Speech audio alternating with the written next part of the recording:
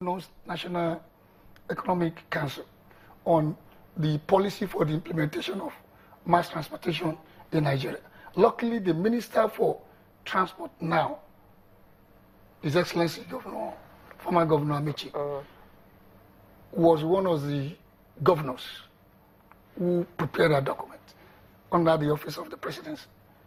I happen to know about that document as a former commissioner in Lagos. Now, if we implement that policy that put emphasis on mass transportation, not just by road, there are different modes, not just by water, but you must also go to how people build houses and where they site the houses. I don't need to travel so long to get to my place of work. Now, if you currently, in 2012, when the fuel pump price increased from 65 to 97, we did a study in Lagos, and we found that an average worker spends 40 to 50% of his income, work income, on transportation. That kind of transportation is not sustainable. I want to go to Abuja. All I can do is to go to the airport and take a flight to Abuja. The aircraft pollutes the environment more than the train. I don't have any other option in Nigeria than to go by airport. That is not sustainable. So there must, all the modes, like you said, you see, the road designs must be designed in such a way that it encourages people to go by road. It must be good. Like you mentioned, the Benin Road. Now, what the federal government has been doing in the last, let's say since this administration came into force, is pointing towards sustainable transportation development. You see, we're talking about the Lagos-Calabar rail. We're talking about the Abuja-Kano rail. We're talking about the Lagos-Abuja rail. Now the old gauge are being expanded. We are dredging the waters. A lot of states are now investing in water transportation. Now we're talking of oil. You mentioned the movement of petrol by petrol tankers and the rest. We have to move away. You will still need tankers to move fuel within Lagos, at least for the people of Lagos, because there's no way you will build rail or water or pipelines in a built environment. But from moving fuel from Lagos to Ilorin, you may not know there's a pipeline. From Warri to Kaduna, there's a pipeline. There are pipeline systems in Nigeria. It just went vandalized. So we need to get back to getting those things to work properly. Then you will reduce the number of trucks on the road. But by and large, for me, I believe what we need to focus more on is mass transportation and sustainable one. It must be affordable. If transportation is not affordable, you will promote poverty. Because you take away all your income. Transportation is supposed to link me to my job. It's not supposed to bring food from the farmland to the market. If the cost of bringing the food from the farmland to the market is high, I will pay for it. Already I'm paying for the one that takes me to work. Right now, with the recent increase, would you say that transportation is affordable? Okay, let me get back to that. That increase is necessary for transportation to be sustainable. And I'll tell you, it's very vast in greenhouse gas effects. You see, since the day the thing was announced, do you notice what happened? The fuel station queue, what happened?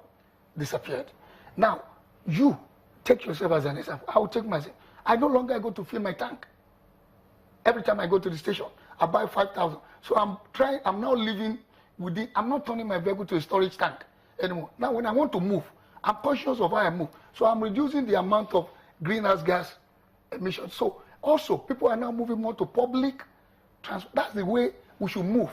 Everybody should not put their vehicle on the road. So it's an indirect taxation that you mentioned about.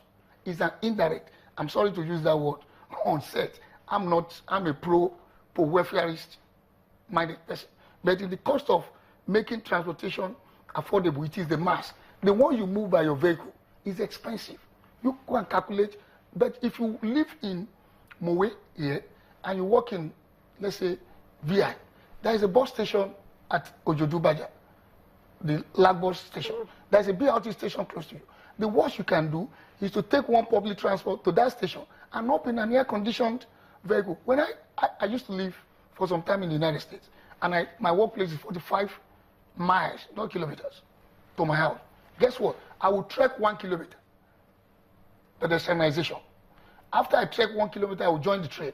The train would take me down to where my workplace is, and I would spend about 45 minutes in that train, guess what I do? I sleep.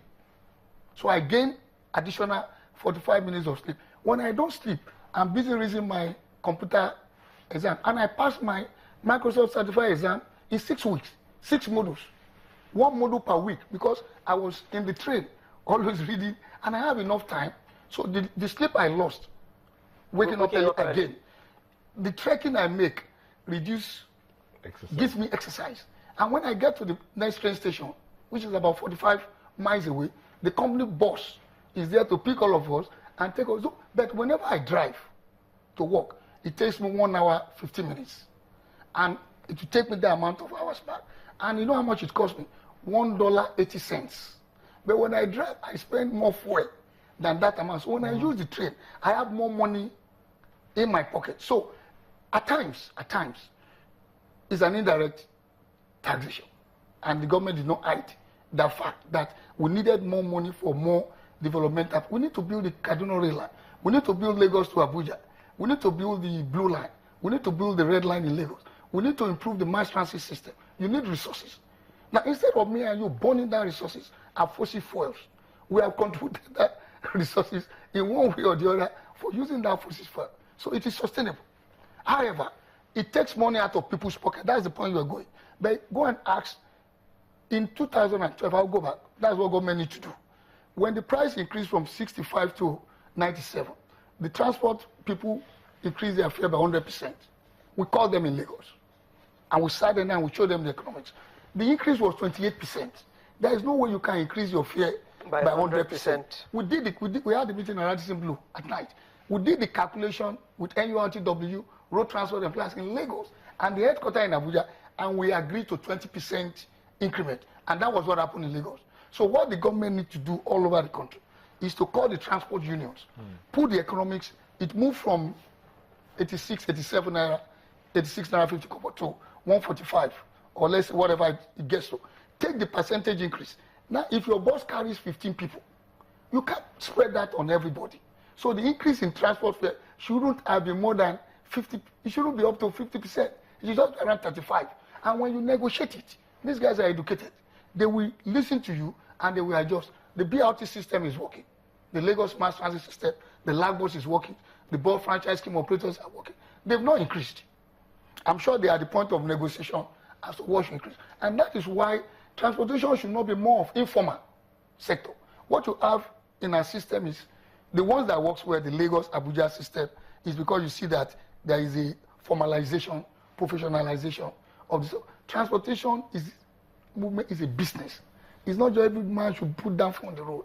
They must professionalize it in such a way that you know the person running it, he understands the business. The profit margin is low. It's about 15%. The loan rate is 22, 23. And that is why what the government did by bringing in infrastructure bank to give 0% loan, maximum 8% is the identity. So, Alero, it does not take money that much from your pocket. It's taking much because we have not sat down as government to really negotiate it out. Increment in standard of living will come from time to time.